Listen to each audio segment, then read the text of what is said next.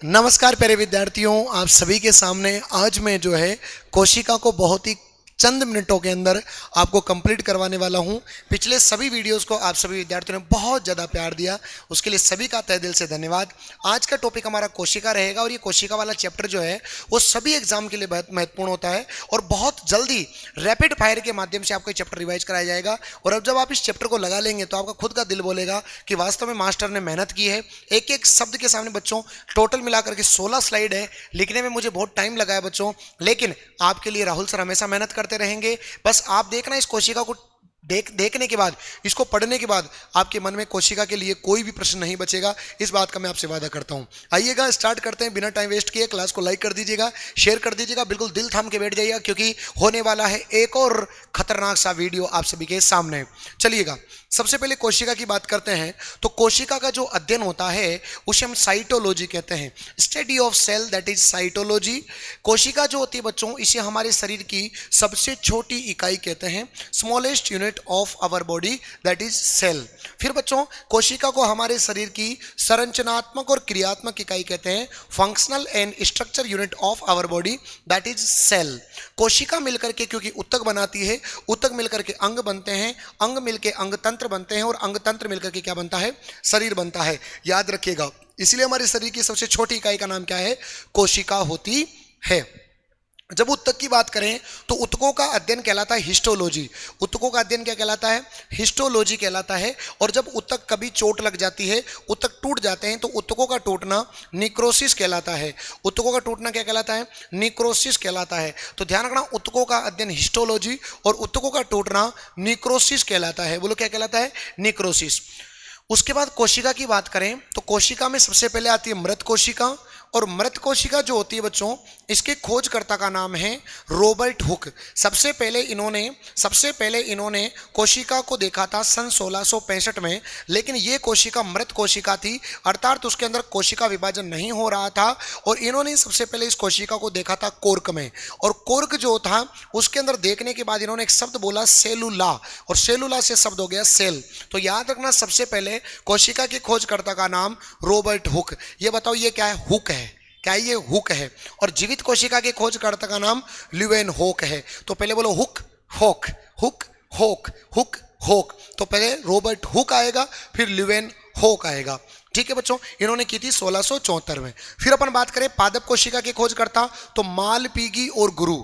क्या पीगी, मालपीगी। क्या पीगी, मालपीगी। और मालपीगी किसका पीगी, गुरु का पीगी। तो याद रखना, मालपीगी और गुरु ने सबसे पहले प्लांट कोशिका की खोज की थी। और ये किसमें की थी बताओ, शैवाल में। इस अर्थात इसे कहते हैं एल्गी, शैवाल के अंदर। तो जीवित कोशिका के खोजकर्ता का नाम ल्यूवेनहोक, मृत कोशिका के खोजकर्ता का नाम रॉबर्ट हुक, और पादप कोशिका के खोजकर्ता का नाम मालपीगी और गुरु। समझ में आ रहा होगा सभी को। अगर मजा आ रहा है, कंटेंट अच्छा लग रहा है, तो एक बार क्लास को लाइक कर दीजिएगा और शेयर कर दीजिएगा। सभी प्यारे विद्यार्थी अपने व्हाट्सएप स्टेटस पे, टेलीग्राम वगैरह सब जगह शेयर करना। और आपके राहुल सर की मेहनत अगर आपको पसंद आ रही तो एक लाइक जरूर कर दीजिएगा।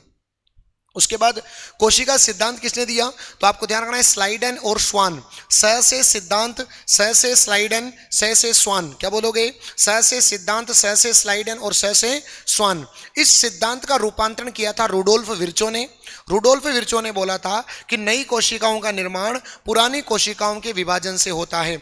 मतलब अगर आपको नई कोशिका बनानी है तो नई कोशिकाओं का जो निर्माण होगा वो पुरानी कोशिकाओं के विभाजन के फलस्वरूप होगा। ये बात किसने बताई थी बताओ, रुडोल्फ विर्चो ने बोली थी, जिन्होंने कोशिका सिद्धांत का क्या किया था बताओ, रूपांतरण किया था। क्लियर है सभी को, यस। उसके बाद ध्यान से समझना बच्चों, कोशिका दो प्रकार की होती है, एक प्रोकैरियोटिक होती है, एक यूकैरियोटिक होती है। प्रोकैरियोटिक, प्रो मतलब होता है प्राचीन, प्रो मतलब प्राचीन, कैरियो मतलब केंद्रक। जिनका केंद्रक प्राचीन होता है, अर्थात जिनका केंद्रक डेवलप्ड नहीं होता है। और डेवलप नहीं होने का मतलब है कि केंद्रक के चारों ओर कोई भी मेम्ब्रेन नहीं होती, केंद्रक के चारों ओर कोई भी मेम्ब्रेन नहीं होती। अगर केंद्रक के चारों ओर कोई मेम्ब्रेन नहीं होगी, मतलब जो उसके अंदर डीएनए और जो आरएनए है, जो आनुवांशिक पदार्थ है, वो बिखरा हुआ रहेगा। तो इनका आनुवांशिक पदार्थ बिखरा हुआ रहता है। जबकि यूकेरियोटिक कोशिकाएं जो हमारे अंदर होती है, हमारे अंदर केंद्रक वेल डेवलप्ड होता है, क्योंकि केंद्रक के चारों ओर झिल्ली पाई जाती है, जिससे कि क्या होता है, अनुवांशिक पदार्थ सुसंगठित रहता है हमारे अंदर। समझ में आ गया ना? हमारे अंदर ऊर्जा देने वाला कौन होता है? माइटोकॉन्ड्रिया होता है। जबकि प्रोकैरियोटिक कोशिकाओं में ऊर्जा देने वाला मीजोसोम होता है। क्या होता है? मीजोसोम। हम तो जो होंगे वो सब यूकेरियोटिक में आएंगे। प्रोकैरियोटिक में आते हैं कुछ विशेष प्रकार के बैक्टीरिया, नील हरित शैवाल, ये सब छोटे मोटे कीड़े मकोड़े, ये प्रोकैरियोटिक में आते हैं, जिनके अंदर केंद्रक विकसित नहीं होता। इसके अंदर बच्चों 70S प्रकार का राइबोसोम होता है और इसमें 80S प्रकार का राइबोसोम होता है। अभी राइबोसोम भी समझाऊंगा, चिंता मत करना। तो इसमें होता है 70S और इसमें होता है 80S। तो याद रखना, राइबोसोम एकमात्र ऐसा कोशिकांग है जो दोनों प्रकार की कोशिकाओं में पाया जाता है। उधर 70 होता है, इधर 80 होता है। अगला देखो, जीव जगत की सबसे बड़ी कोशिका का नाम शुतुरमुर्ग का अंडा होती है और सबसे छोटी कोशिका का नाम माइकोप्लाज्मा होती है। जीव जगत की सबसे बड़ी कोशिका का नाम शुतुरमुर्ग का अंडा, छोटी कोशिका का नाम माइकोप्लाज्मा, जिसे अपन कहते हैं पीपीएलओ। क्या कहते हैं इसे? पीपीएलओ। पीपीएलओ का पूरा नाम pleuro pneumonia like organism, pleuro pneumonia like organism. और सबसे लंबी कोशिका का नाम होता है तंत्रिका कोशिका। उसी प्रकार हमारे शरीर में सबसे बड़ी कोशिका का नाम अंडाणु, सबसे छोटी का नाम शुक्राणु और लंबी कोशिका का नाम तंत्रिका कोशिका होता है। तो जीव जगत की सबसे बड़ी कोशिका का नाम शुतुरमुर्ग का अंडा, सबसे छोटी का नाम माइकोप्लाज्मा, सबसे लंबी का नाम तंत्रिका कोशिका। उसी प्रकार शरीर की सबसे बड़ी कोशिका का नाम अंडाणु, सबसे छोटी का नाम शुक्राणु और सबसे लंबी का नाम तंत्रिका कोशिका होता है। दोहरी झिल्ली वाले कोशिकांग कौन कौन से होते हैं जिनमें डबल मेम्ब्रेन पाई जाती है? देखिएगा, आप देखते हैं तो सबसे पहले डबल मेम्ब्रेन वाले कोशिकांगों की बात करें तो ऐसे याद रखना, प्रधानमंत्री नरेंद्र मोदी, प्रधानमंत्री नरेंद्र मोदी के डबल मेम्ब्रेन है। तो दोहरी झिल्ली वाले कोशिकांग कौन कौन से होते हैं? तो पी का मतलब प्लेस्टिड, जिसे लवक कहते हैं, एम का मतलब माइटोकॉन्ड्रिया, माइटोकॉन्ड्रिया और एन का मतलब न्यूक्लियस, जिसे कहा जाता है केंद्रक। तो इन तीनों के अंदर दोहरी झिल्ली पाई जाती है, डबल मेम्ब्रेन पाई जाती है। कुछ इस प्रकार की आपको कोशिका दिखाई देती है प्यारे बच्चों। सबसे पहले कोशिका के ऊपर वाली परत को हम कोशिका भित्ति कहते हैं और इस कोशिका भित्ति जो है, इसकी खोज रॉबर्ट हुक ने की थी और ये केवल पेड़ पौधों में पाई जाती है। हमारे अंदर कोशिका भित्ति नहीं होती। पेड़ पौधों की कोशिका भित्ति सेलुलोज की बनी होती है। कवक की कोशिका भित्ति काइटिन की बनी होती है। क से कवक और क से काइटिन बोलना है। और बैक्टीरिया की कोशिका भित्ति पेप्टिडोग्लाइकोन की बनी होती है। रह जाएगा याद? तो पादपों की कोशिका भित्ति सेलुलोज की बनी होती है, कवक की कोशिका भित्ति काइटिन की बनी होती है और बैक्टीरियाओं की कोशिका भित्ति पेप्टिडोग्लाइकोन की बनी होती है। हमारे अंदर कोशिका झिल्ली नहीं होती। कोशिका झिल्ली जो हमारे अंदर कोशिका भित्ति नहीं होती, माफ करिएगा, हमारे अंदर कोशिका भित्ति नहीं होती, कोशिका झिल्ली होती है, जिसको बोलते हैं सेल मेम्ब्रेन, जो कि वसा और प्रोटीन से बनी होती है। वसा और किससे बनी होती है? प्रोटीन से बनी होती है, जिसे अपन बोलते हैं लाइपोप्रोटीन या लिपोप्रोटीन या लिप्रोप्रोटीन। तो वसा और प्रोटीन से बनी होती है कोशिका झिल्ली। ये बीच में होता है आपका केंद्रक और इस केंद्रक में होती है केंद्रिका। इस केंद्रिका के खोजकर्ता का नाम फोंटाना है और इस केंद्रक के खोजकर्ता का नाम रॉबर्ट ब्राउन है। केंद्रक के खोजकर्ता का नाम रॉबर्ट ब्राउन है और केंद्रिका के खोजकर्ता का नाम फोंटाना। मेरा फोन उठाना तो फोंटाना। इस कोशिका में भरा द्रव्य कोशिका द्रव्य कहलाता है। कोशिका में जो द्रव्य भरा होता है इसको बोलते हैं कोशिका द्रव्य और नाभिक में जो द्रव्य भरा होता है इसको बोलते हैं नाभिक द्रव्य। और दोनों द्रव मिलकर के क्या बनाते हैं बताओ? जीव द्रव्य। सवाल आ सकता है, ध्यान रखना। क्या? कोशिका में भरा द्रव्य कोशिका द्रव्य, नाभिक में भरा द्रव्य नाभिक द्रव्य। कोशिका द्रव्य और नाभिक द्रव्य दोनों मिला के बनाते हैं जीव द्रव्य। और जीव द्रव्य के खोजकर्ता का नाम दुजार्डिन। और जीव द्रव्य शब्द किसने दिया? तो आपको याद रखना है पुरकिंजे। किसने दिया बोलो? पुरकिंजे ने दिया था जीव द्रव्य शब्द। जीव द्रव्य मतलब होता है प्रोटोप्लाज्म। ये बच्चों रीट लेवल 1 में भी टॉपिक है, सब एग्जाम में आता है ये। फिर अब इसके ऑर्गन्स की बात करते हैं। सबसे पहले बच्चों अगर अपन बात करें कोशिका में तो केंद्रक अपन ने देख ही लिया। केंद्रक के खोजकर्ता का नाम रॉबर्ट ब्राउन। केंद्रक में होती है केंद्रिका, केंद्रिका के खोजकर्ता का नाम फोंटाना। अब जुड़ी हुई संरचना होती है केंद्रक से, उसको बोलते हैं ईआर। केंद्रक से जुड़ी हुई संरचना को कहा जाता है ईआर। ईआर को वो नाम बोलते हैं एंडोप्लाज्मिक रेक्टिकुलम, अंतःप्रदवई जालिका, जिसके खोजकर्ता का नाम क्या बताओ? पोल्टर है। बोलो कौन है? पोल्टर। अब ये ईआर जो है वो दो प्रकार की होती है। एक का नाम है आर आर मतलब रफ और SER, S मतलब स्मूथ। एक तो होती खुरदरी, एक होती चिकनी। खुरदरी मतलब जिसमें खुरदरा होगा, खुरदरा मतलब जिसमें प्रोटीन होंगे, जिसमें राइबोसोम होंगे, जिसमें राइबोसोम होंगे वो तो खुरदरी। और चिकनी, चिकनी क्या होती है? वसा। चिकनी क्या होती है? वसा। तो जिसमें वसा का संचय होता है वो होती है बताओ चिकनी। तो जिसमें राइबोसोम उपस्थित होते हैं वो तो हो गई खुरदरी और जिसमें राइबोसोम नहीं होते वो होगी चिकनी। मतलब जो अगर राइबोसोम है तो मतलब किसका निर्माण होगा, प्रोटीन का निर्माण होगा, और चिकनी है मतलब किसका निर्माण होगा, वसा का निर्माण होगा। तो इतना सा ध्यान रखना, क्या ध्यान रखना कि खुरदरी है, खुरदरी है मतलब राइबोसोम होंगे, राइबोसोम होंगे मतलब प्रोटीन बनेगा, चिकनी मतलब राइबोसोम तो नहीं होंगे, क्या वो बनेगी फिर वहां पर, वसा, चिकनी वसा होती है ना, तो वसा बनेगी। समझ में आ गया, ईआर, जिसके खोजकर्ता का नाम पोल्टर। फिर आता है गोल्जी काय। गोल्जी काय के खोजकर्ता का नाम कैमिलो गोल्जी। गोल्जी से याद रह जाएगा गोल्जी काय। गोल्जी काय को हमारे शरीर का ट्रैफिक हवलदार कहते हैं। कोई भी कोशिका के अंदर एंटर होगा तो गोल्जी काय से पूछ के जाना पड़ेगा। इसे ये प्रोटीन के लिए क्या देता है, रास्ता देता है बच्चों। क्या करता है, लाइसोसोम का निर्माण करता है। गोल्जी काय अपने पास में एक लाइसोसोम का निर्माण करता है, ये रहा लाइसोसोम। और लाइसोसोम याद रखना बच्चों, इसे कहते हैं कोशिका की आत्मघाती थैली, सुसाइड बैग ऑफ सेल। कई बार पेपर में आ गया, आत्मघाती, खुद को घात कर लेता है, खुद को खत्म कर लेता है लाइसोसोम। इसलिए कहते हैं कि लाइसोसोम खुद तो डूबा, साथ ही साथ सबको ले डूबा, इसलिए इसके खोजकर्ता का नाम डी डूबे। मजा आ रहा है तो लाइक कर दीजिएगा, डी डूबे, याद रखिएगा। तो लाइसोसोम का निर्माण कौन करता है, गोल्जी काय करता है। शुक्राणु की जो टोपी होती है जिसको हम एक्रोसोम कहते हैं, जो शुक्राणु होता है उसकी टोपी, जो शुक्राणु होता है बच्चों इसकी टोपी को एक्रोसोम कहते हैं, उस एक्रोसोम का निर्माण भी कौन करता है, गोल्जी काय करता है। पादपों के अंदर इस गोल्जी काय को हम कहते हैं डिक्टियोसोम। क्या कहते हैं बताओ, डिक्टियोसोम कहा जाता है। और बस इतना सा ध्यान रख लेना आप सभी विद्यार्थी। तो पादपों के अंदर इसे हम क्या कहते हैं बताओ, डिक्टियोसोम कहते हैं। लाइसोसोम को कहते हैं कोशिका का एटम बम, बम होता है ये। इसे कहते हैं पूरा बहरूपिया। इसके अंदर पाए जाते हैं हाइड्रोलाइटिक एंजाइम, बहुत पेपर में आता है ये। जल अपघटनी एंजाइम किस में पाए जाते हैं, लाइसोसोम में। कोशिका की आत्मघाती थैली किसे कहते हैं, लाइसोसोम को कहते हैं। पाचन का केंद्र किसे कहते हैं बताओ, लाइसोसोम को कहते हैं। और सबसे ज्यादा WBC किस में पाए जाते हैं बताओ, लाइसोसोम में पाए जाते हैं। रह जाएगा याद, 2-3 सवाल ध्यान रखना। पादपों के अंदर गोल्जी काय को क्या कहते हैं, डिक्टियोसोम कहते हैं। ट्रैफिक हवलदार किसे कहते हैं, गोल्जी काय को कहते हैं। रफ प्रोटीन का बनाती है, चिकनी वसा को बनाती है। और आत्मघाती थैली किसे कहते हैं, लाइसोसोम को कहते हैं। याद हो गया होगा आप सभी प्यारे विद्यार्थियों को। अगला बच्चों हम बात कर रहे हैं राइबोसोम की। राइबोसोम पूरी कोशिका का सबसे छोटा कोशिकांग होता है, जिसके खोजकर्ता का नाम है जॉर्ज पेलेडे। देखिएगा, राइबोसोम के खोजकर्ता का नाम है जॉर्ज पेलेडे।